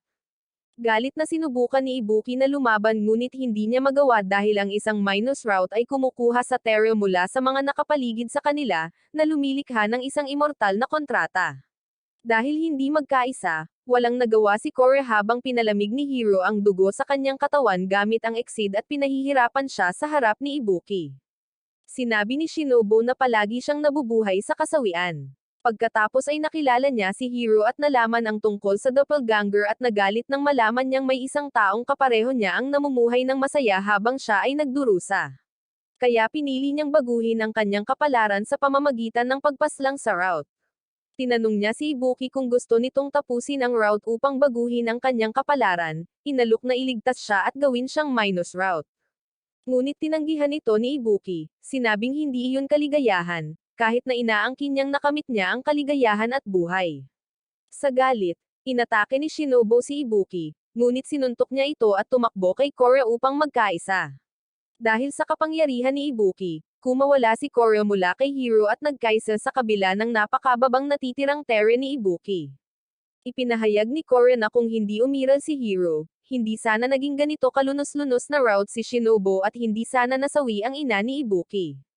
Pinagsalitaan niya si Hiro, nakinutya siya, naniniwalang hindi na niya magagamit ang Exceed pa. Ngunit ibinuhos ni Ibuki ang lahat ng natitirang lakas niya sa kanya, na nagbigay daan sa kanya upang magpakawala ng isang Mega X na mas malakas kaysa dati. Pinasabog si Hiro sa ilang malalaking bato habang ang katawan ni Shinobu ay kumikinang at siya ay sumisigaw sa sakit. Natamba si Ibuki, at nasalo siya ni Korra. Nagtataka kung bakit siya ay may labis na Terra, at ipinaliwanag niya na natutunan niyang ituon ang lahat ng kanyang Terra sa isang punto gamit ang Thousand Technique. Si Shinobu, na may luha sa kanyang mga mata, ay inabot ang kanyang kamay, na naghihinagpis na ang tanging hangad niya ay kaligayahan. At pagkatapos ay nawala ang marka sa kanyang kamay, at nasawi siya na nakadilat pa rin ang kanyang mga mata. Pinaikit ni Ibuki ang kanyang mga mata at pinag-isipan ang mga route na wala at kung anong pagpipilian ang gagawin niya kung mahaharap sa kapalaran na iyon. Pagkatapos ay niyakap ang kanyang katawan at umiyak, isinumpa ang pagkakaroon ng doppelganger. Si Hiro, na buhay pa, ay nasisiyahan sa pagpapatuloy ng kanyang baluktot na laro kay Korra. Paglabas ni Ibuki sa kuweba, naghihintay si Koraki, tinanggal ang kanyang salamin upang salubungin siya, at sinabing naghihintay si Akane sa kanyang villa. Nang makita ang kanyang mukha, nakilala ni Ibuki ang kanyang dating matalik na kaibigan, si Soamora. Pagkatapos ay biglang umubo ng dugo at nawala ng malay sa harap mismo ni Koraki. Naalala ni Ibuki ang eksena noong araw na pumasok siya sa klase at natuklasang nasawi si Koraki sa isang aksidente. Nang magising siya, natagpuan ni Ibuki ang sarili na nakahiga sa isang kama sa ospital sa loob ng villa ni Koraki.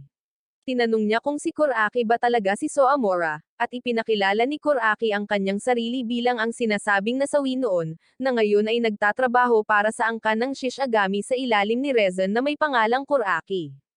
Sinabi ni Koraki na gusto niyang protektahan si Ibuki at alam niyang si Ibuki ay isa lamang sub na nakipagkontrata sa Modet Sumatama. Ipinaliwanag ni Koraki na kung hindi sila makakahanap ng solusyon, masasawi si Ibuki at iminungkahi na makipagtulungan si Ibuki sa kanya. Ikinagalit ito ni Korra dahil iniisip niya na sinusubukan ni Koraki na i-recruit si Ibuki sa angkan ng Shishigami.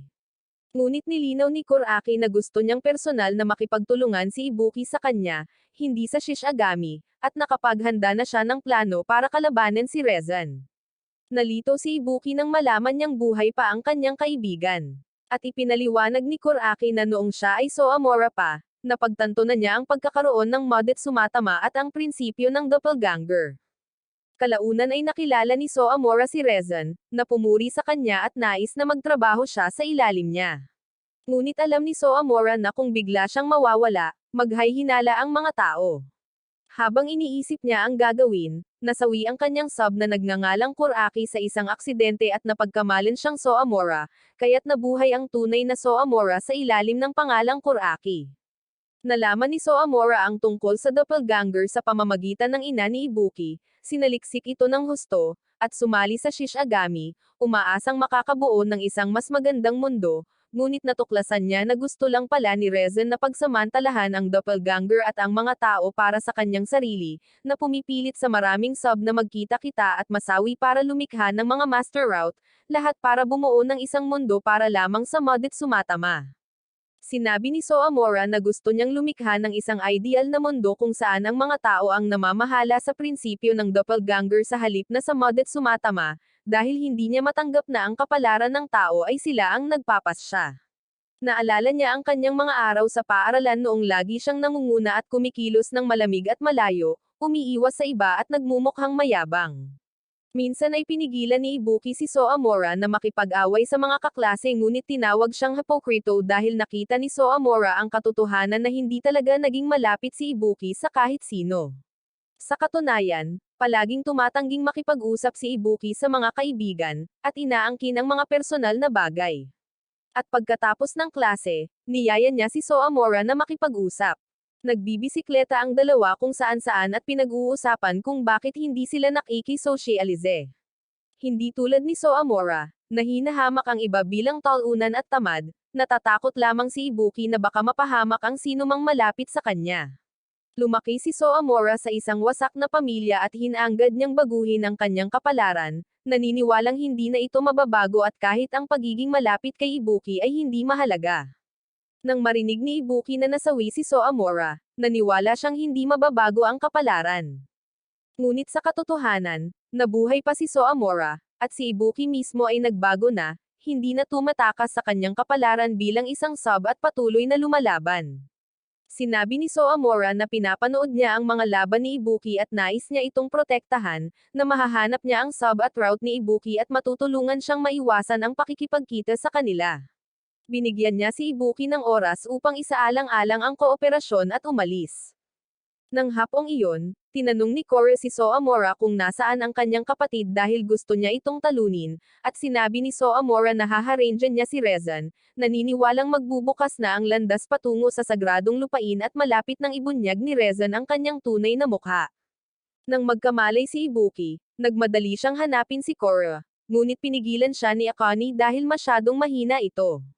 Umiiyak habang inaamin niya ang kanyang takot na mawala siya at kung paano niya lagi hinihintay ang pagbabalik nito. Simula nang masawi ang kanilang ina, iniwasan ni Ibuki ang lahat ngunit ang pakikipagkita kay Kore ay lubos siyang binago. At kahit na natutuwa si Akane na nagbago na siya, ayaw niyang mawala ito at gusto niyang manatili sa kanya magpakailanman.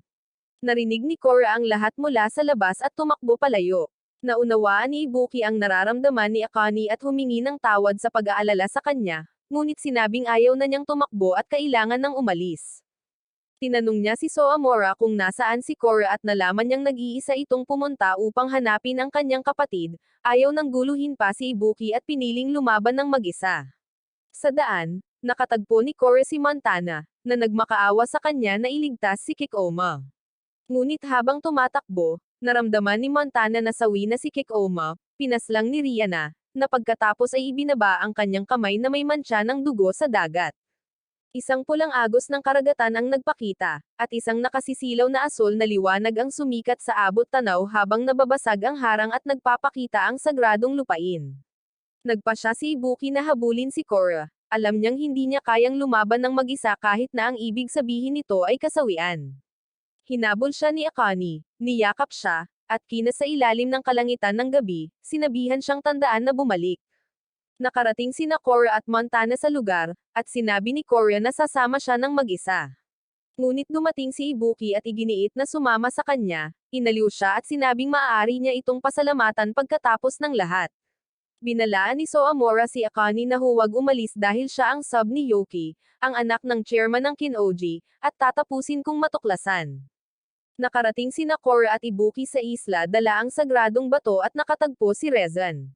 Nang makita siya, agad na naghanda si Kore para lumaban. Sa loob ng hotel, ang mga master route ay konektado sa mga makinang nagpapatuyo ng kanilang Terra. Habang sina Soamora at Rihanna ay patungo sa isla sakay ng bangka, hinarap ni Kore si Rezen tungkol sa pagpaslang sa kanilang ina at pagsira sa mundo, nangakong hindi siya patatawarin. Ngunit kinutya siya ni Rezen dahil ang kanyang partner ay isang sub lamang. Inutusan niya itong umalis, ngunit agad siyang nakipag-isa kay Ibuki at umatake. Inilipat ni Ibuki ang Terra upang payagan ang isang Mega-X na lumikha ng isang matayog na haligi ng apoy. Ngunit hinaranggan ito ni Rezen gamit ang kanyang kamay at sinampal siya ng walang awa. Patuloy na umaatake si Korra at ginulat si Rezen sa pamamagitan ng pagpapatuloy ng pakikipaglaban matapos gamitin ang Exceed, ngunit ang kanyang pangalawang Exceed ay sinalungat, na napilitan si Ibuki na gumamit ng Thousand Technique upang iligtas siya. Madali silang nadaig ni Rezen, at kahit na maaari pa ring lumaban si Korra, naubos ang Terra ni Ibuki nang mabilis siyang maubos ng himala ng isang sub-controlling at paglilipat ng Terra. Hinimok ni Ibuki si Korra na patuloy na lumaban, ngunit natatakot siyang masawi ito hanggang sa ipaalala sa kanya ni Ibuki kung bakit siya napunta sa mundong ito, at ang kanilang mga katawan ay nagliliwanag habang dumadaloy ang Terra nito sa kanya. Tumanggi si Korra na lumaban pa dahil ayaw niyang masawi si Ibuki, at kinilala ni Rezen si Ibuki bilang isang tunay na partner sa halip na isang talunan. Kumapit si Korra kay Ibuki habang umiiyak habang tinatanong ni Rezen kung gusto ba niyang masawi dito. Ngunit dumating sina Yokamo, Rihanna, Steven, at ang iba pa, at sinenyasan sila ni Axel na umatras dahil nasa panganib ang buhay ni Ibuki, iniiwan ang labanan kay Steven at sa kanyang kasama. Papalapit ang bangka ni Soamora, ngunit hinintay niya ang paglabas ng kapangyarihan ng sagradong bato at ang pagbubunyag ng sikreto nito. Nag-isa sina Steven at Axel at nakipaglaban kay Rezen. Ang kanilang labanan ay nagdulot ng mga shockwave na pumupunit sa lupa, parehong mabilis na gumagalaw ang mga mandirigma. Isang malakas na atake ang tinamo ni Rezen at muntik ng matamba, at kahit na itinuloy ni Steven ang pag-atake, mas tumindi ang laban, at marahas na niyanig ang tunnel. Dinala ni Yokamo palabas si Ibuki ngunit napaligiran lamang ng isang tribal end, na tinalo ni Yokamo ng mag-isa matapos makipag-isa kay Rihanna. Sa loob, gumamit si Steven ng mga Exceed clone at sa wakas ay tumama ng isang pangwakas na suntok. Ngunit muling bumangon si Rezen, humingi ng tawad sa pagpapanggap na Natamba, at nagpakawala ng isa pang napakalaking atake na pumutok sa hexawall ni Axel. Habang nababasag ang harang, sumugod si Steven sa alikabok, at ang kanilang huling paghaharap ay nagpalipad sa kanilang dalawa. Sa labas, isang clone ni Steven ang nagdadala kay Axel na malubhang nasugatan, isinakripisyo ni Steven ang kanyang sarili upang iligtas ang kanyang kapareha. Inabot ni Axel ang kanyang kamay, nagmamakaawa na huwag itong iwanang mag-isa, ngunit ipinikit ni Steven ang kanyang mga mata ng walang pagsisisi matapos makipaglaban sa isang karapat-dapat na kalaban. Tumayo si Rezen at inilagay ang kanyang kamay sa sagradong bato at binasag ito nang sumiklab ang isang pulang ilaw, para lamang mapandaw ng isang nagliliyab na espada nang dumating sina Reggie at Soamora. Inihayag ni Reggie na siya ay isang nakaligtas sa angkan na winasak at pinaslang ni Rezen si Kikoma para sa paghihiganti. Inamin ni Soamora ang kanyang pagkadismaya sa paniniwalang si Rezen ay naghanap ng isang perpektong mundo gayong para lamang ito sa Modet Sumatama.